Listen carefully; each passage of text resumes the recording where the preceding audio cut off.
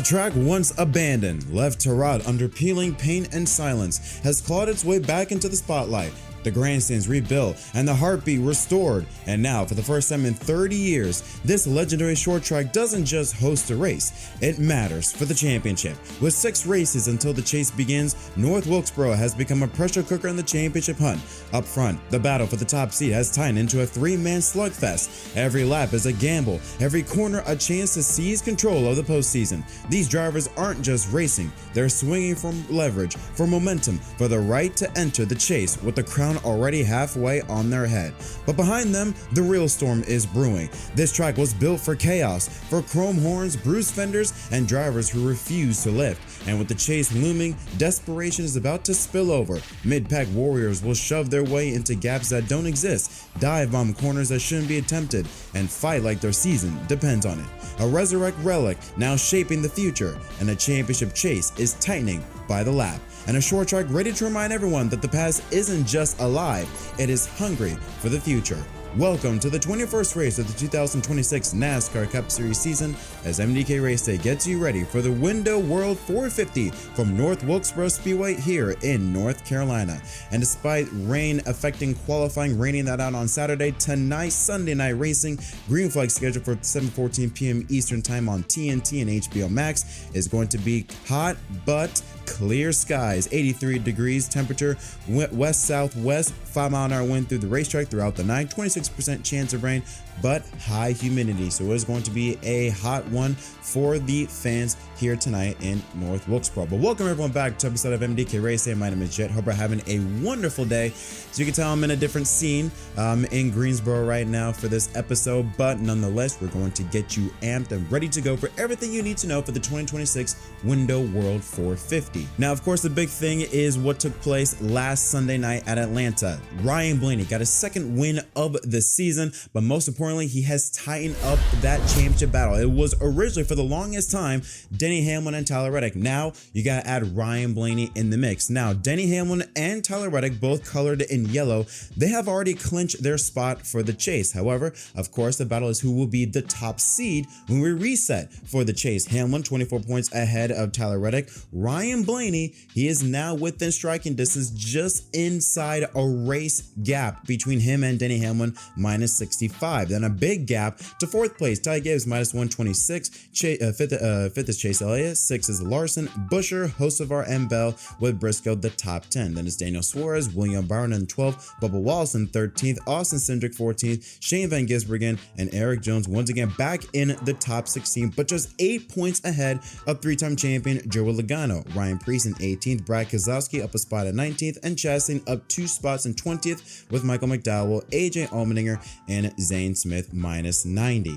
Now qualifying was rained out, so because of that, Ryan Blaney will start on the pole. Alongside him is Ty Gibbs. Row 2, Christopher Bell and Carson Hocevar. Row 3, Tyler Reddick and Eric Jones. Denny Hamlin and Shane Van Gisbergen with Chris Buescher and Chase Elliott rounding out the top 10. Some big hitters. Ryan Blaney started on the pole here. He has been very fast on the short tracks, and Christopher Bell, who has won an all-star race here last year. Row 6 is the inaugural all-star race winner here at North Wilkesboro in Joey Logano alongside Austin Dillon. Ross Chastain and Austin Cindric make up row 7, William Byron and Michael McDowell row 8, Suarez and Todd Gillen row 9 with John Nemechek and Cole Custer the top 20, Ryan Preece and Ty Dillon, Brad Keselowski, Ricky Stenhouse Jr., row 13, Alex Bowman and Bubba Wallace, row 14, Kyle Larson, another all-star race winner here at North Wilkesboro, way in the back, 27th, Josh Berry in 28th with Zane Smith and Chase Briscoe, another big name starting in the back in the 30th position. Row 16, Noah Gragson and Connor Zilic, Austin Hill and Riley Herbst, AJ Allmendinger and Cody Ware with Chad Fincher rounding out the 37-car lineup. Now Ross Chastain, he failed pre-race inspection 3 times, so he will drop to the rear, lose pit selection and the ejection of his car chief. Austin Hill and Connor Zilic also lose their pit selection and the ejection of the car chief. However, that is it since they only failed pre-race inspection twice. Now let's take a look at the odds to win here at North Wilkesboro. Christopher Bell, best odds at plus 185. Ryan Blaney at 350. Denny Hamlin and Ty Gibbs 600 and 800 apiece. Larson and Logano both at 1100. Hocevar at 1200. Brian I should say at 1500. Elliott 1600 and Tyler Reddick at 1700. Big names, big odds, all because they're in the back. I mean, 3,000 for Chase Briscoe, despite the fact that he has improved a lot on speed with that number 19 car this summer. Chris Buescher should be an underdog here in this race here today. Underrated, I should say. The fact that he's at 5,500 alongside Bubba Wallace. Austin Cindric with the Rusty Wallace throwback as well at 5,500. Shane Van Gisbergen, 6,500. Ryan Preece, Eric Jones at 7,000. Bowman at 8,000. And Chastain and Brad Keselowski sitting at 9,000. Okay, so what can we expect here at North Wilkesboro? Well, we do know that with this new package, higher horsepower, lower downforce, much softer tire than what we ran at Bristol and Martinsville this year. So the short tracks have definitely improved this year compared to years past. How will this affect the race here tonight? It is going to be cooler temperatures of what we race in practice somewhat. No threat of rain, nothing of that nature, but it is going to be sort of a green racetrack. Now, the one thing that I do want to be cautious about in terms of the excitement level, the anticipation, the aggression, because this is a 450 lap race. This is going to be a very long race. Patience is your best friend. Do not overuse the tires. Do not overcook them. And when I think of cars, when I think of teams that are the best in the long run, I think of the 12 car, Ryan Blaney. He has been one of the best on short tracks. In the last 10 or so races, he has the best average finish. He has won on the short tracks in the previous 10 races. We know how good he is at Phoenix, especially in the fall. He has won there. And when you look at the momentum that the 12 car has been on in recent weeks, you could make the argument that the 12 car has been the most consistent of the three between Denny Hamlin and Tyler Reddick, as well as now Ryan Blaney. I look at the 12 car as the one that is on a consistent level, the one to beat. With that win at Atlanta and going to a track where he has a really good record in terms of the type of racing in short track racing for NASCAR in the past few races, that 12 car has been the one to watch. However, you have to look at some other drivers like Christopher Bell, fastest in practice in 10, 15, 20, 25 lap average on the pole, or I should say starting in row 2, third place. But he also is really, really good on the short tracks, really good record at North Wilkesboro, a former All-Star winner, but there could be some dark horses. You could look at maybe more of the Chevrolet camp having a bigger say. Carson Hocevar is going to be someone you're going to have to watch out for. I look at maybe more from the Hendrick camp. I look at maybe an Alex Bowman that could potentially spoil some names. Also curious to see some of the other drivers that you may not expect to see that are fighting for a chase spot. I'm looking at Eric Jones. Eric Jones just got back in the top 16. He is going to be one to watch. Joe Logano, a former All-Star race winner, I believe back in 2024, I want to say.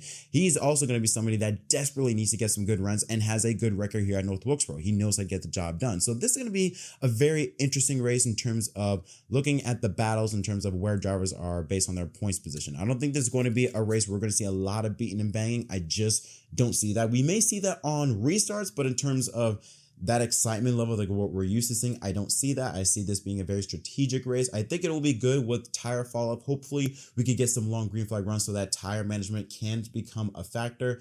But overall, I'm not expecting much from this race. But regardless, it is really cool for the first time in 30 years, North Wilkesboro back in NASCAR as a points-paying schedule. Never thought I would ever say that.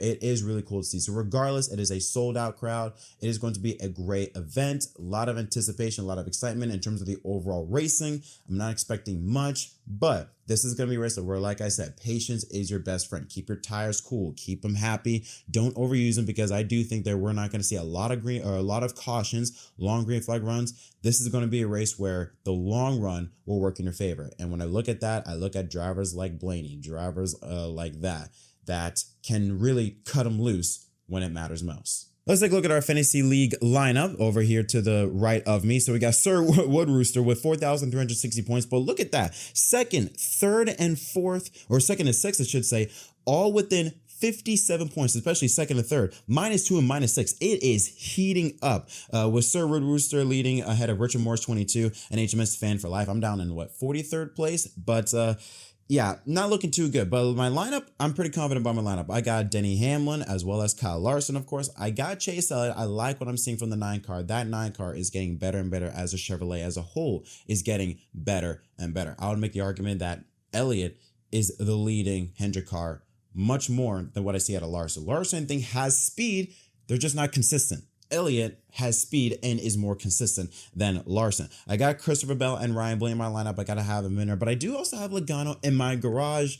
I'm not confident in Logano at all, but who knows? He could have one of those once every 5-6 races where boom, the 22's got speed. I think this might be the night. But the driver I have winning this race is Christopher Bell. I got Christopher Bell winning again. Dude is lights out, fast. 10, 15, 20, 25 lap average, fastest in. Qualified third. He knows how to win it with Wilkesboro. That 20 car has had a lot of great speed these past few weeks across all types of tracks, whether it's the super speedways of Atlanta or the road course of San Diego or the mile and a halves of Chicagoland. That 20 car has had speed and has been more consistent no matter what track we go to. I feel like today is going to be the day where he finally breaks that what's almost coming up on a year-long winless streak. Christopher Bell will win at North Wilkesboro. But what are your thoughts on this race? Let me know in the comment section down below. As always, don't forget to leave a like and subscribe for more content. Until next time, my name is Jeff from MDK. Thank you so much for watching.